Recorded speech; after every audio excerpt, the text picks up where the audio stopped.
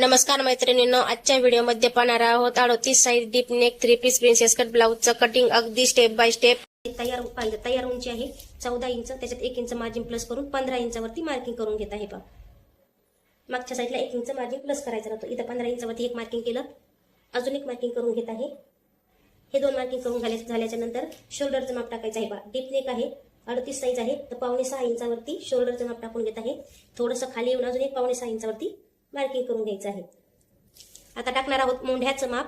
तर 38 size deep neck नुसार 5.5 inch मोंढ्याचं माप टाकणार आहोत. तर एकाच्या साईडनी पण बघायचं आहे बरोबर आहे का. तर पहा, इथं मार्किंग करून घेत आहे. तर हे जे काही आपण पॉईंट दिले आहे ते पॉईंट पट्टीच्या साह्याने जॉईंट करून घ्यायचे आहेत. शोल्डरची लाईन ओढून घेतली आहे. आता मोंढ्याची पण घेत आहे.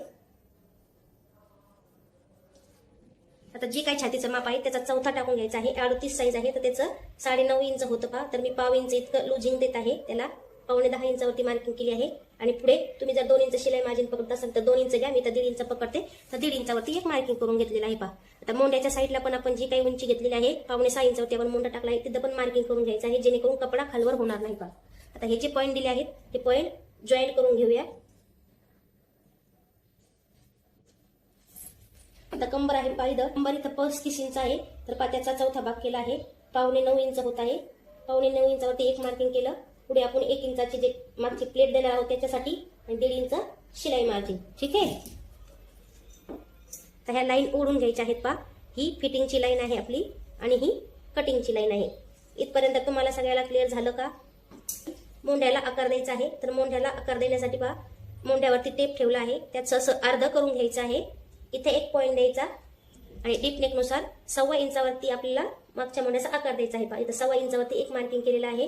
आणि बऱ्याचशा वेळेस काय होतं, पहा, आपल्या मोंढ्यामध्ये चुन्या वगैरे येतात ना, तर काय करायचं, इथे 1/2 इंच इतकं किंवा अर्धा इंच इतकं खाली घ्यायचं आहे. इथे एक पॉईंट द्यायचा आहे आणि हे जे काही आपण पॉईंट दिलेले आहेत ते पॉईंट असे जॉईन करून घ्यायचे. हा आपला मागच्या मोंढ्याचा आकार आहे. ठीक आहे. एकदम परफेक्ट पद्धतीने आपला मागच्या मोंढ्याचा आकार देऊन झालेला आहे. आता गळा रुंदी घ्यायची आहे. पहा, इथं कमी डीप नेक गळा आहे, तर 2.25 इंच वरती गळा रुंदी घेत आहे. तयार तुमचा जो काही गळा आहे त्याच्यात अर्धा इंच मार्जिन प्लस करायचा आहे. पहा, इथं माझा तयार 10.5 इंच आहे, तर मी 11 इंचावरती मार्किंग करून घेत आहे. तर वरती 2.25 इंच घेतला आहे. तर खालच्या साईडला तुम्हाला हवी त्यानुसार रुंदी तुम्ही वाढवून घ्यायची आहे. मी 3 इंचावरती एक मार्किंग केलं आहे. आता ही जी काही मार्किंग केलेलं आहे, पहा, त्याचा आपल्याला एक बॉक्स तयार करून घ्यायचा आहे. एकाच्या साईडने पण एक लाईन ओढून घेत आहे. हा आपला पूर्ण बॉक्स तयार झालेला आहे. आता याला आकार द्यायचा आहे. पहा, गळ्याचा तुम्हाला जर डिझाईनचा गळा करायचा असेल तर तो तुम्ही डिझाईनच्या गळ्यानुसार आकार द्यायचा आहे. इथं पहा, मी इथं 1.5 इंचावरती एक मार्किंग करत आहे आणि एकाच्या साईडला पण 1.5 इंचावरती एक मार्किंग करून घेत आहे. ही गळ्याला आकार देण्याची सोपी पद्धत आहे. पहा, तर इथं मी गोलवा आकार देऊन घेत आहे. तुम्हाला जर डिझाईनचा बनवायचा असेल तर त्या पद्धतीने आकार द्यायचा आहे. पहा, आता सगळ्यात महत्त्वाचे पॉईंट, बऱ्याचशा वेळेस काय होतं, शोल्डर उतरतात. तर शोल्डर उतरायचं कारण आहे डीप गळा. तर त्याच्यासाठी काय करायचं आहे, पहा, सगळ्यात पहिले इथं जे काही आपलं कमरेचं माप आहे त्याच्यावरती टेप ठेवायचा आहे. त्याचा अर्ध करून घ्यायचा आहे. इथे एक पॉईंट द्यायचा आणि इथे जे काही माप भरत आहे, पहा, इथं मोजून घ्यायचं आहे. तेच मापावरती आपल्याला मार्किंग करून घ्यायचं आहे. हे आपल्या मागच्या प्लेटचं मार्किंग आहे, जे आपण टक्स घेतो. पहा, गळ्याच्या खाली टक्सची उंची राहणार आहे. तर पहा, इथं गळा आहे, त्याच्या खाली टक्सची उंची घ्यायची आहे. तर मी इथं 4 इंच इतकी टक्सची उंची घेत आहे. इथं एक मार्किंग करून घेणार आहे. आपण हे जे काही मार्किंग केलेले आहेत ते सगळ्यात पहिले पट्टीच्या साह्याने जॉईंट करून घ्यायचे आहेत. ठीक आहे. आता पहा, हमेशा टक्सची आपली रुंदी जी असते ती 1 इंच असते. तर एकाच्या साईडला अर्धा इंच आणि इकडच्या साईडला अर्धा इंच. इथपर्यंत तुमच्या सगळ्यांच्या लक्षात आलं असेल. आता हे पॉईंट पण पट्टीच्या साह्याने जॉईंट करून घ्यायचे आहेत. ठीक आहे. आता पहा, शोल्डर उतरण्याचे 2 कारण तुम्हाला मी सांगत आहे. एवढं पूर्ण मार्किंग करून झाल्याच्या नंतर काय करायचं आहे, जिथं आपण फिटिंग करतो, पहा, फिटिंगच्या साईडला अर्धा इंचावरती एक मार्किंग करायची आणि ही मार्किंग ह्या टक्स पासून तर ही लाईन ओढून घ्यायची. पहा, जेव्हा आपण टक्स देतो, तुम्हाला मी दाखवते, जेव्हा आपण टक्स देतो पहा ब्लाऊज मध्ये असे, ही टक्स दिल्याच्या नंतर हा जो भाग आहे ना, पहा, आता असा तिरका जातो. तर हा जो आहे हा सरळ होणार आहे. पहा, असा प्लेट दिल्याच्या नंतर. ठीक आहे. असा हा तिरका जाणार आहे, तर हा असा सरळ होतो. त्याच्याकरता या अर्धा इंचावरती मार्किंग करून हा कपडा कटिंग करून टाकायचा आहे. पहा, हा कपडा कटिंग करून घ्यायचा आहे आपल्याला. ठीक आहे. हे शोल्डर उतरण्याचं एक कारण आहे. इकडे आपण प्लेट दिल्याच्या नंतर हा गळा फाकला जातो. पहा, हे झालं पहिलं कारण. आणि अजून एक कारण, इथं जेव्हा आपण शोल्डर जॉईंट करतो त्याच्या पहिले अर्धा इंचावरती एक मार्किंग करायचं आहे आणि ही पण लाईन अशी ओढून घ्यायची आहे. पण अर्धा इंच आपल्याला डीप नेक साठी शोल्डर उतार द्यायचा आहे. जेव्हा इथं प्लेट देतो तेव्हा हा गळा फाकल्या जातो पहा. मग जेव्हा आपण हा गळा फाकल्या जातो त्याच्याकरता अर्धा इंच इथं कपडा कटिंग करून घ्यायचा आहे, मग शोल्डर जॉईन करायचे आहे. ठीक आहे, हे दोन सगळ्यात महत्वाचे पॉईंट आहेत पहा. जेव्हा आपण डीप नेकचं ब्लाऊज कटिंग करतो तेव्हा जसं आपण ब्लाऊज आता मार्किंग केलेलं आहे पहा त्यानुसार कटिंग करून घ्यायचं आहे. ठीक आहे, एकदम परफेक्ट आणि सोप्या पद्धतीने तुम्हाला मी ब्लाऊज मार्किंग कसं करायचं आहे आणि कटिंग कसं करायचं आहे स्टेप बाय स्टेप सांगितलेलं आहे.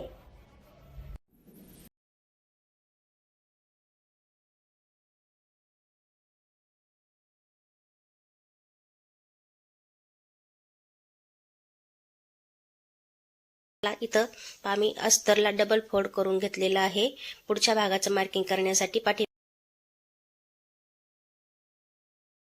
तर पहा इथं मी हुकाय पट्टीच्या साईडला 1 इंचावरती 3 ठिकाणी मार्किंग करून घेऊन ही लाईन पट्टीच्या साह्याने जॉईंट करून घेतलेली आहे.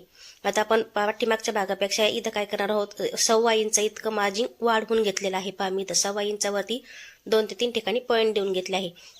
आता जो आपला पाठीमागचा भाग आहे पहा, जो आहे तसा ठेवायचा आहे आणि पूर्ण आपल्याला आहे तसा कॉपी करून घ्यायचा आहे, म्हणजे पूर्ण मार्किंग करून घ्यायचा आहे तसा पूर्ण मार्किंग करून घेत आहे मी. व्हिडिओ शेवटपर्यंत पहा, भरपूर साऱ्या टिप आणि सांगितलेल्या आहेत मी तुम्हाला व्हिडिओमध्ये. आता पूर्ण पाठीमागचा भाग आहे तसा मार्किंग करून झालेला आहे, तो साईडला ठेवून देत आहे. शोल्डर घेतलं होतं 5.5 इंच, त्याचं मार्किंग केलं आहे.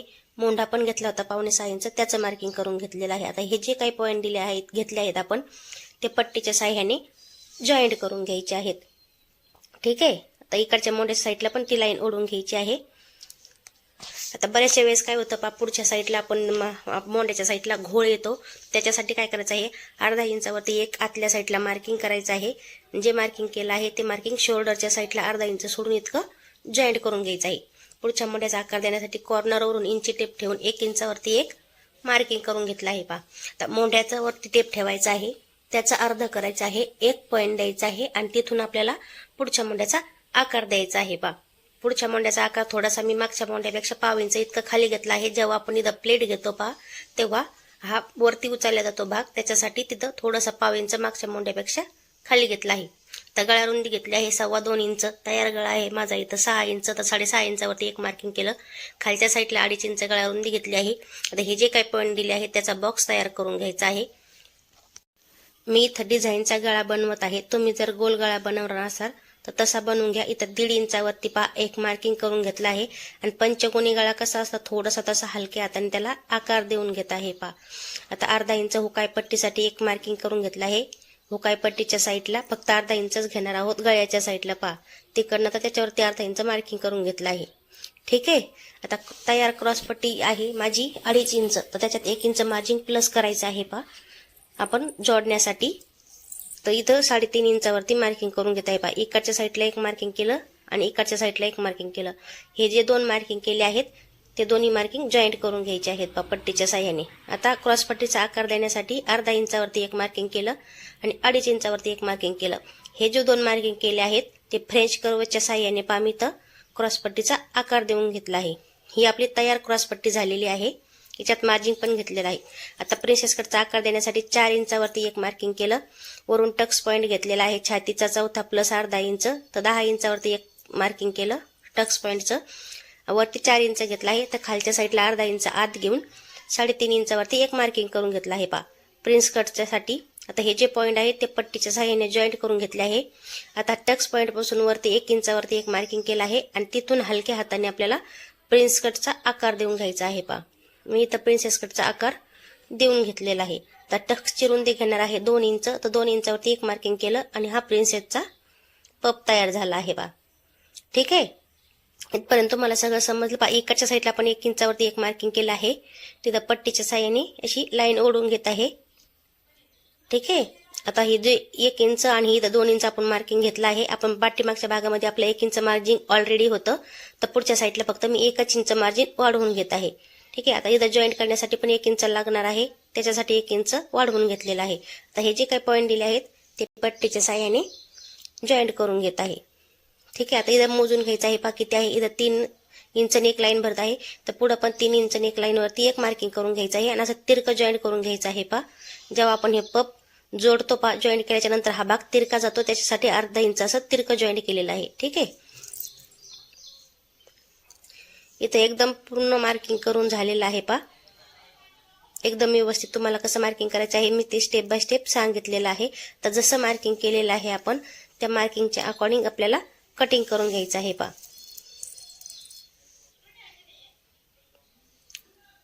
व्हिडिओ कसा वाटला ते कमेंट करून नक्की सांगा. व्हिडिओ जर आवडला असेल तर व्हिडिओला एक लाईक कमेंट शेअर नक्की करा. अशाच छान छान व्हिडिओ पाहण्यासाठी चॅनलवर जर नवीन असाल तर चॅनलला फॉलो नक्की करा. चला तर मग भेटू पुढच्या व्हिडिओमध्ये. तोपर्यंत बाय बाय.